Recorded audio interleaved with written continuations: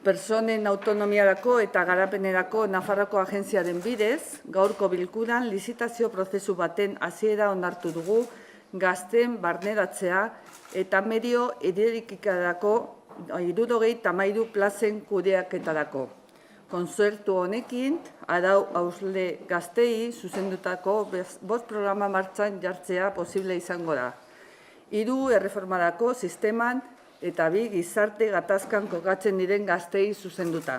Gaurko bilkuran ere, esklusio handiko edo gizarte desprotekzio egoeran dauden pertsonei zuzenduta egoitza arreta zerbitzu bat lizitatzea onartu du gobernuak.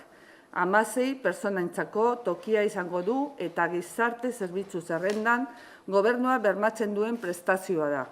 Egoitza arreta zerbitzuak arreta integrala eskainiko du hauen autonomia pertsonala mantendu eta hobetzeko, bai eta gizartean integrazioa eta parte hartzea sustatzeko.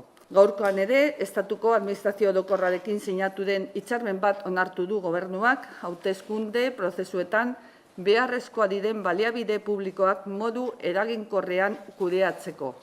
Hauteskundeen kudeaketarako teknologiak eta datua jaso, hedatu eta lantzeko sistemak elkarbanatzea jasotzen du hitzarmenak besteak beste.